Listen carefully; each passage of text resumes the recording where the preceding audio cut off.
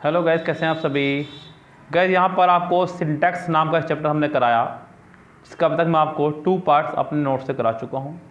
आज हम लोग बढ़ रहे हैं आगे नेक्स्ट रूल को लेकर के अपने ही नोट से। जब ये लेक्चर मेरा कंप्लीट हो जाएगा, आप लोगों को अगर किसी को नोट्स चाहिए तो वो नोट्स ले सकता है, क्योंकि यहाँ पे जो एडिटिंग मैं वीडियो में करा रहा हूँ वो एडिटिंग आप सेट कर लीजिएगा, क्योंकि अभी मोबाइल में सेव है मेरे पास PDF, इसको मैं ठीक तो नहीं कर सकता, लेकिन जो भी कमियां हैं मैं आपको बताता हुआ चल रहा हूँ। लेकिन लेक्चर कंप्लीट होने से पहले ही नोट्स नहीं मिल सकते किसी को भी, बाकी जिसको चाहिए मुझे ले सकते हैं। देखिए आज का जो रूल नंबर नेक्स्ट है उसकी बात करें हम लोग, वो आपका मैनी से। किससे है? मैनी से। देखिए कभी भी किसी भी रूल्स की शुरुआत अगर होगी हमारी मैनी से, किससे होगी? मैनी से। जरा समझिए इस बात को पूरे अच्छे से, जो मैं समझाना चाह रहा हूँ आपको। मैनी का रूल जरा यहाँ समझा आप अच्छे से खूब। देखिए अगर कभी भी आपको दिखाई दे मैनी, गुड मैनी, ये अच्छे तरीके हैं बेवकूफ़ बनाने के, ध्यान देना इस बात पे बच्चों।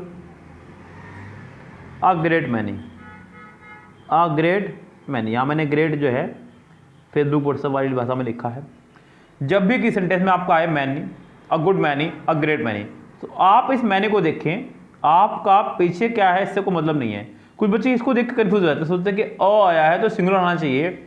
आप देखिए कि बाद में क्या है, बाद में मैनी है फाइनली, तो प्लूरल नाउन और प्लूरल वानी है, हर कंडीशन में ध्यान रखें, तीनों में ही। यहाँ पे भी प्लूरल नाउन प्लूरल वर्ब, और यहाँ पे भी प्लूरल नाउन प्लूरल वर्ब आपकी आएगी, ध्यान रखें। पीछे है आपके ये गुड ग्रेड, तो इसको देख करके सिंगुलर मत कर देना, ये आपका प्रोसीजर यहाँ पर रॉन्ग हो जाएगा। यस गाइस, तो यहाँ पे हमने एक बात जान ली कि मैनी जब भी सेंटेंस में आएगा तो आप हमेशा प्लूरल नाउन और प्लूरल वर्ब का इस्तेमाल करेंगे, ये ध्यान रखें। अगर यानी कि पहले तो उसका एग्जाम्पल देखिए, मैंने कहा many girls were present there, many girls were present there. तो गाइस यहाँ पे जो मैनी के साथ आप देख रहे हैं प्लूरल नाउन और प्लूरल वर्ब। यस गाइस, तो यहाँ पे ये प्रोसीजर आपको अपनाना होगा। अभी जरा देखें यहाँ एक और एग्जाम्पल, और बहुत अच्छा एग्जाम्पल है, वो भी देखिएगा आप लोग। कह रहे हैं कि many boys have done their work, many boys have done their work. तो कैसे यहाँ पे आप लोग देख रहे हैं मैनी के बाद आपको आ रहा है प्लूरल नाउन प्लूरल वर्ब। ये प्रोसीजर आपको फॉलो करना होगा, लेकिन अगर यहाँ पे आपका मैनी के बाद कोई आर्टिकल आ जाता है तो, लाइक मान लीजिए मैनी के बाद आर्टिकल आ जाए ए या एन में से कोई भी एक, तब ऐसी स्थिति में हम लोग सिंगुलर नाउन और सिंगुलर वर्ब का इस्तेमाल करेंगे। लाइक आपने कहा many a girl has done the work, has done the work. तो गाइज यहाँ पे सेंटेंस का जो मीनिंग बदल रहा है, आप लोग उसको गौर कर रहे हैं। मैंने क्या बताया बच्चों? मैंने आपको बताया कि अगर सेंटेंस में many, great many, good many होगा तो प्लूरल नाउन प्लूरल वर्ब, और अगर मैनी के बाद कोई आर्टिकल होगा, ये बात ध्यान रखें बच्चों, वहाँ आर्टिकल पीछे था, वहाँ पे आर्टिकल जो था वो उसके पीछे था, यहाँ पर आर्टिकल मैनी के बाद है, इससे फर्क पड़ना है। मैनी के बाद यहाँ आर्टिकल है, वहाँ मैनी के पहले था एक आर्टिकल। यहाँ पर तो आपका प्लूरल नाउन प्लूरल वर्ब भी आएगा, यहाँ पर सिंगुलर नाउन और सिंगुलर वर्ब आएगा, ध्यान रखें आप लोग। तो ये रूल हैं आपके कुछ जो आपको याद रखने हैं। इसी तरह से ही अपने नोट्स की तरफ दौड़ते हैं। कह रहा है कि मैनी के साथ हमेशा प्लूरल नाउन और प्लूरल वर्ब का ही यूज़ होगा। A great many, good many के साथ भी यही चीज़ें होगी। Many girls were present there, good many books were sold. तो गाइस यहाँ पे आप देख रहे हैं कि प्लूरल नाउन और प्लूरल वर्ब का इस्तेमाल किया जा रहा है दोनों कंडीशंस में। एग्जाम्पल देखिए, और कह रहा है कि मैनी के बाद आर्टिकल ए या एन दोनों में से कोई एक भी लगा दिया जाए तो सिंगुलर काउंटेबल नाउन और सिंगुलर वर्ब का यूज होगा, ये ध्यान रखिए। फिर अब आप यहाँ पे प्लूरल नाउन प्लूरल वर्ब का इस्तेमाल नहीं कर सकते। जैसे कि उसने कहा many a girl was present there, तो singular noun singular verb. Many a boys has done the work, singular noun singular verb का इस्तेमाल किया गया है। ये रूल मैं आपको बताना चाहता था, जरूरी यहाँ पे इसलिए। देखिए अगला है आपका देयर। देयर को इंट्रोडक्टिव सब्जेक्ट कहा जाता है। देयर के बाद आने वाली वर्ब देयर पर नहीं बल्कि उसके बाद वाले सब्जेक्ट पर डिपेंड करेगी। देयर पहला सब्जेक्ट है, इसके अंदर वर्ब नहीं आती है, यानी कि कुल मिला के मैं जो समझाना चाह रहा हूँ उसको समझिए आप मेरी बात को। चलिए बच्चों ब्लैक स्क्रीन में चलते हैं, ब्लैक बोर्ड पर चलते हैं, हमने क्या कह रहा है। देखिए मैं यहाँ जो बताना चाह रहा हूँ उसको समझिएगा पहले आप लोग तसल्ली से, फिर बात को समझिएगा। देयर जो है आपका एक इंट्रोडक्टरी सब्जेक्ट है। क्या ये? इंट्रोडक्टरी सब्जेक्ट, यानी कि एक ऐसा सब्जेक्ट जब वाक्य में सब्जेक्ट ना हो तब आप इसको लगा सकते हैं। हालांकि सब्जेक्ट की भूमिका में भले ही है, लेकिन एक ऐसा हीरो फिल्म के अंदर जिसके साथ हीरोइन नहीं है, ऐसा सोचिए आप। फिल्म के अंदर एक ऐसा हीरो जिसके साथ हीरोइन नहीं है, फिल्म में हीरोइन किसी और के साथ में, ये वो वाला हीरो है। भले ही ये सब्जेक्ट की तरह से है, लेकिन वर्ब इसकी पसंद की नहीं आएगी सेंटेंस में, ये ध्यान रखें। एक स्ट्रक्चर समझे जरा, मैंने कहा एक सेंटेंस के माध्यम से बताऊंगा पूरी बात। देयर इज अ गर्ल, और हमने कहा देयर आर टू गर्ल्स। तो आप लोगों ने यहाँ पे एक बात गौर करी बच्चों, जो गौर करने वाली बात थी। यहाँ पर देर के बाद आया इज, और यहाँ देर के बाद आया आपका आर। देखिए अगर ये वर्ब देर की होती तो दोनों जगह सेम होती, ये बात ध्यान रखें। क्लियर बात? देर के बाद इज लगा रहे हैं चाहे देर के बाद आर, अगर जब वर्ब देर की है तो दोनों जगह सेम होनी चाहिए थी। क्लियर है बात? सेम नहीं है, इसका मतलब ये वर्ब देर की है ही नहीं, ये आगे वाले पार्ट की अ गर्ल, और यहाँ पे ये टू गर्ल की वर्ब है। तो गाइस मैं आपको ये बताना चाह रहा हूँ कि देर के बाद जो वर्ब आएगी वो देर के हिसाब से नहीं, वो बल्कि बाद वाले सब्जेक्ट पर डिपेंड करती है। वर्ब बाद वाला सब्जेक्ट जैसा होगा उसके हिसाब से वर्ब आएगी। दूसरी बात, जो देर वाला सेंटेंस होगा वो आपका रिवर्स होगा।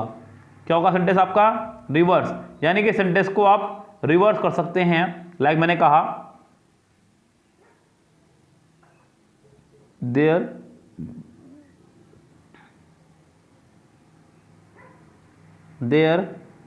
इज अ गर्ल, आप इस सेंटेंस को रिवर्स कर सकते हैं। सेंटेंस को यहां से बनाइए, अ गर्ल ये यहां आ जाएगा अपना, इज ये यहां आ जाएगा देयर। तो ये सेंटेंस रिवर्सेबल है, आप इसको रिवर्स कर सकते हैं, बिल्कुल उल्टा बना सकते हैं। यानी कि कुल मिला के बात यह है कि देयर हमने जो पढ़ा आज तक उससे बिल्कुल अलग है। देयर वाक्य में एज ए इंट्रोडक्टरी सब्जेक्ट काम करता है, जो यहाँ पे कर रहा है। कह रहा है कि देयर इज अ गर्ल और देयर आर टू गर्ल्स। आपने यहाँ पे एग्जाम्पल के माध्यम से समझ लिया है। अब यहाँ पे कह रहा है कि there are many a big present in the class, there are many a boy. Guys यहाँ पे दो रूल को कंबाइन कर दिया, मैनी वाले रूल को भी और देयर वाले रूल को भी। अब आपको यहाँ पे मैनी को देखकर नहीं बल्कि आगे वाले सब्जेक्ट को देख करके पता लगाना है कि वर्ब आएगी कैसी। उसने कहा मैनी के बाद अ लगाया है, तो अभी तो रूल मैंने आपको बताया कि अगर मैनी के बाद आपका आर्टिकल लगा हो ए या एन तो क्या करेंगे आप यहाँ पे सिंगुलर नाउन और सिंगुलर वर्ब का इस्तेमाल करेंगे। सिंगुलर नाउन तो आपका आ गया है, लेकिन सिंगुलर वर्ब यहाँ पर नहीं आई थी, इसलिए हमने आर को हटा करके इज का इस्तेमाल किया है। There dash the number of, guys the number of का रूल क्या है? Plural noun singular verb, plural noun singular verb, यहाँ पे आर हटा करके हम लोग लगाएंगे इज। इस बच्चों इस बात का ध्यान रखें खूब अच्छे से, बड़ा प्यारा रूल था, बहुत सुंदर रूल। नेक्स्ट रूल पे चलते हैं। हमारा जो नेक्स्ट रूल है वो आपका अ नंबर ऑफ और द नंबर ऑफ। गाइस यहाँ पे ध्यान रखें इस बात का भी खूब अच्छे से आप लोग। यहाँ ब्लैक स्क्रीन में देखिएगा मेरी, अ नंबर ऑफ जो है आपका अ नंबर ऑफ, ये लगाते हैं हम लोग अनिश्चित संख्या के लिए। किसके लिए लगाते हैं? अनिश्चित संख्या के लिए। और आपका जो द नंबर ऑफ है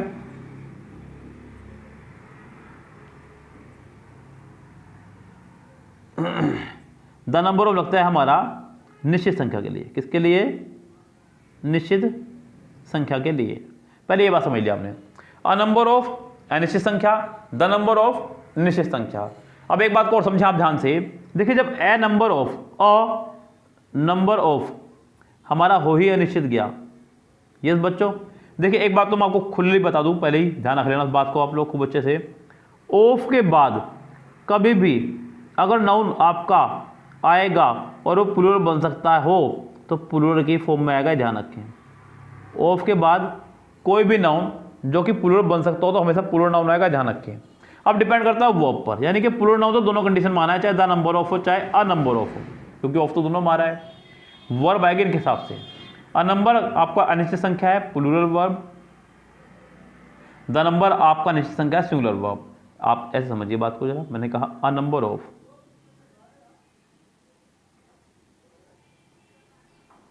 गर्ल्स, प्लूरल नाउन